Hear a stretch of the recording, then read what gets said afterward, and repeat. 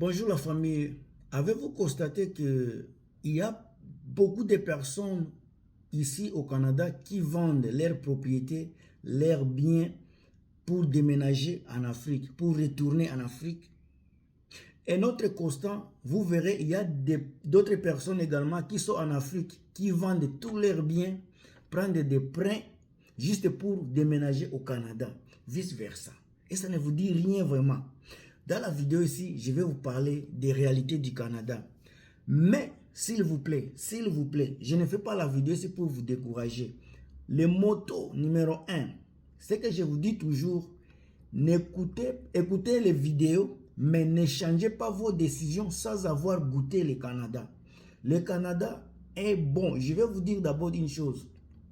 Le Canada est bon. Il y a de bonnes choses au Canada. Il y a de bons salaires au Canada. Il y a la qualité de vie qui est élevée au Canada. Il y a l'éducation qui est vraiment de qualité supérieure. Le système de santé est universel, gratuit à tout le monde. Il y a de bonnes choses ici. Imaginez-vous, vous aviez vécu en Afrique pendant toute votre vie, 30 ans, 40 ans, 20 ans. Il faut aussi quitter votre zone de confort et aller goûter la vie ailleurs. Si vous n'avez jamais vu par exemple la neige, venez si vous allez voir de la neige. Les gens qui vous disent qu'il fait très froid, oui il fait froid, mais venez et expérimenter aussi le froid là. Mais, alors je vais vous parler des réalités. Les réalités sont dans la vidéo ici.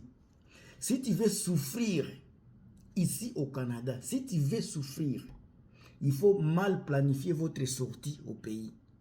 Si tu veux souffrir ici en Occident, que ce soit en France, en Belgique, aux États-Unis, en Australie, dans les pays scandinaves, partout, si tu veux vraiment souffrir, il faut mal planifier votre sortie au Canada, au pays. Parce que dès que vous planifiez votre sortie mal, surtout quand la mal planification arrive, c'est parce que vous aviez écouté certaines personnes qui vous ont désorienté, soit vous n'avez pas fait des recherches avant de quitter le pays. La première chose, faites des recherches. Les recherches vont vous donner une bonne idée sur votre planification et votre planification va bien vous donner l'orientation dans les pays ici. Oh, je ne vous ai pas dit, moi je vous ai dit, mais je ne vous ai rien dit concernant être professionnel de l'immigration. Non, moi je suis seulement votre frère, votre ami, votre camarade. Je vous donne seulement les idées qui me sont dans la tête parce que je suis ici pendant plus de 2 décennies. Alors, celui qui veut apprendre, la vidéo elle est gratuite. Tout ce que je vous demande, c'est de mettre les j'aime, les commentaires, si vous avez des commentaires, des suggestions, et regarder la vidéo jusqu'à la fin pour vous donner l'idée de ce qui se passe ici en Occident. Planification, quand il y a beaucoup de choses, quand on parle de planification, ça signifie beaucoup de choses. Planifiez votre sortie. Vous allez venir ici dans un coin, dans un pays où vous n'avez aucun membre de famille. Peut-être que vous avez des connaissances. Les connaissances que vous connaissez sur les réseaux sociaux, dans la vie réelle, ce sont d'autres personnes. Il y a les gens qui vont scammer, qui vont vous traiter très mal. Il y a les gens qui peuvent vous accueillir chez eux. Et puis la façon dont ils vont vous traiter. En tout cas, moi je vous dis, il faut bien planifier. Si vous allez quitter le pays, il faut avoir, ne fût-ce que, si vous ne connaissez personne ici, avoir ne fût-ce qu'une somme. Si vous faites une planification et que vous voyez que votre dépense mensuelle pourra être, par exemple, c'est un exemple, 3 000 $ le mois, 2 000 $ le mois. N'espérez pas avoir un travail le lendemain de votre arrivée. Si cela arrive, tant mieux, Inch'Allah. Et si cela n'arrive pas, il faut toujours préparer le pire. Et il ne fût-ce que 2 mois de votre séjour ici en Occident. Si vous êtes seul, planifiez une vie de colocation. Ça va vous sauver beaucoup d'argent. Une vie de colocation parce que, par exemple, je ne sais pas si vous voulez partir dans quelle ville, dans quelle province. Ça, c'est parmi les planifications. Dans la province où le coût de la vie est moins élevé, par exemple, un appartement qui va coûter, disons 1 000 $, ça peut être dans un beau coin, mais 1 000 $. Si vous faites des colocations, vous allez vous payer 500 $ le mois Et puis, vous allez dépasser votre nourriture, peut-être d'autres besoins mensuels va être peut-être 500 dollars. Si vous êtes capable de dépasser 1000 dollars, soit 1500 le mois, donc préparez au moins 3000 pour venir ici. Mais si vous voulez vivre seul, maison de vous allez louer un appartement à 1000 dollars par exemple, par exemple à Saskatchewan, à Nouveau-Brunswick, Winnipeg, les appartements de 1000 dollars seront là.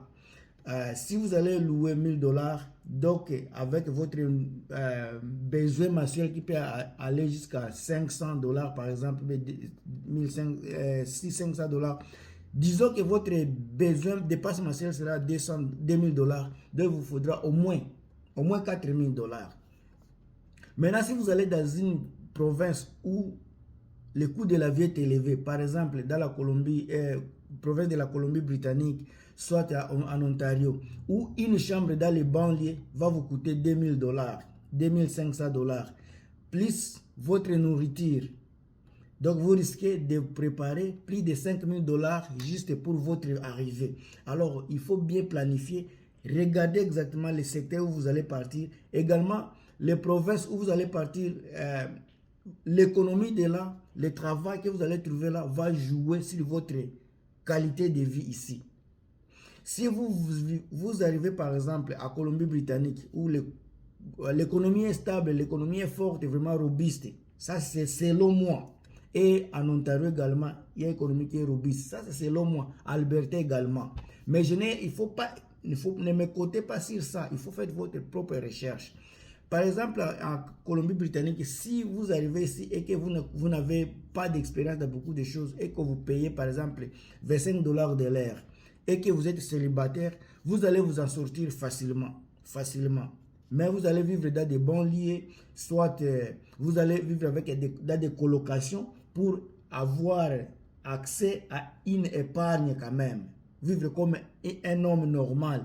Vous n'allez pas quitter votre pays où vous souffrez, vous n'avez jamais fait d'épargne et arriver au Canada également, soit aux États-Unis, en Allemagne, et vivre encore dans une situation précaire où vous ne serez même pas capable de bouger, de vous divertir. Ça sera encore catastrophe. Alors quand je parle de planification, il y a beaucoup de choses dans ça là. Vous allez planifier, si vous allez dans une province où les transports publics n'est pas vraiment, n'est pas bon.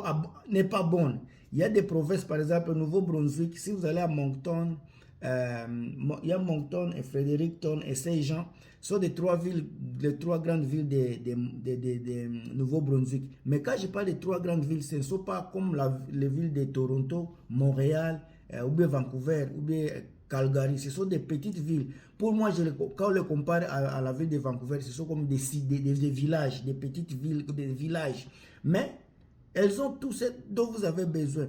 Je parle ici du transport, mais les transports dans certains coins, les autobus, ça prend peut-être 30 minutes pour arriver. Donc, si tu attends l'autobus, tu vas attendre pendant 30 minutes.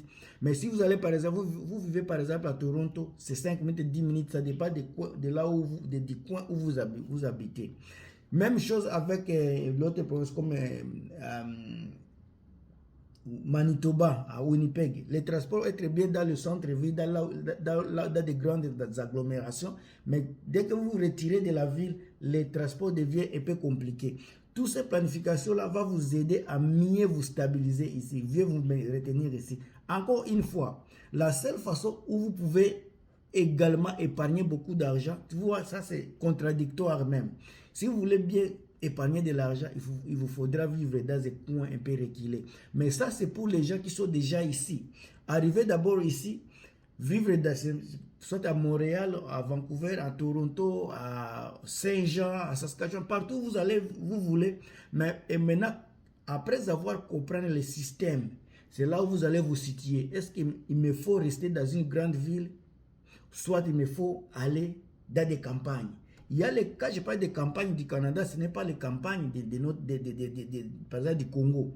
Les campagnes d'ici, ils ont l'électricité, ils ont des grandes malls, ils ont de l'eau qui coule à chaque fois, il y a des travaux, il y a les systèmes de transport également, les autobus qui sont là, sauf que ça peut au lieu que ça finisse à 22h ou 23h, ça peut finir à 18h, de telles choses. Ce sont des choses que je vous relate, mais ne prenez pas comme si je suis en train de vous dire des choses qu'il faut prendre à contact. Il faut vraiment faire des recherches pour comprendre ce que je suis en train de vous dire. Vous voyez seulement parler de la planification, ça m'a pris plus de 10 minutes. Et si je parlais de qualité de vie, ça va me prendre un autre temps. Alors, je fais toujours moyen de ne pas être long pour vous faire comprendre les réalités du Canada. Alors, comme je vais de parler juste de planification, il y a beaucoup de choses. Maintenant, quand vous planifiez également, pensez également à votre skills, à votre qualification. Si vous êtes qualifié dans un domaine précis, il faut bien faire des recherches également, regarder quelle province pourra vous servir facilement dans votre domaine. Il y a des fois, les gens disent que le Canada est en train de recruter les infirmiers, le Canada est en train de recruter la main-d'œuvre qualifiée. Mais est-ce que la main-d'œuvre, est-ce que ça s'applique à toi? Bien regarder cela. Si ça ne s'appliquait pas à toi et qu'on t'a mené dans les domaines là, tu risques de chier encore, de te taper à côté. Alors, quand tu fais des recherches, tu fais des planifications, il faut bien ouvrir votre horizon de recherche. Quelle est la province qui vous convient?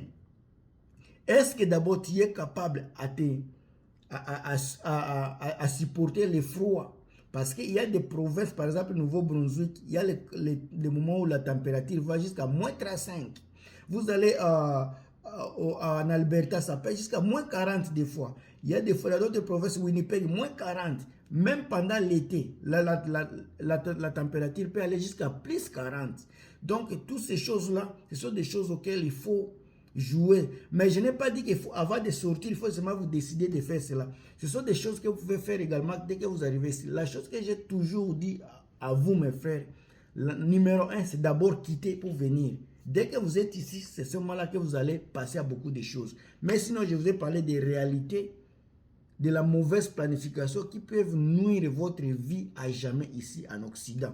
Que ce soit au Canada, que ce soit aux États-Unis, que ce soit en Australie, des pays scandinaves, partout. Dès que vous quittez votre pays, même dans votre pays, les pays voisins, si vous quittez avec une mauvaise planification, ça peut vous coûter la vie.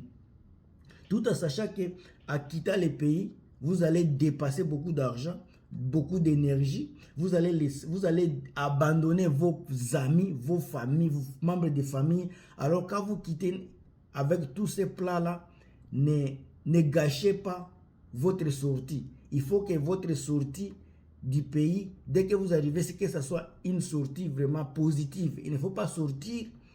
Vous aviez laissé des soucis dans la famille et arriver ici, encore vous devenez souci de la famille là-bas. Il faut que la famille que vous avez laissée dans des chagrins à vous voir sortir, que cette famille-là soit contente de vous voir venir ici et réussir. C'est moi votre frère, encore le motivateur Gilmas. Si vous aimez la vidéo ici, n'oubliez pas de liker, de mettre les j'aime, de commenter. On se revoit très bientôt. À plus.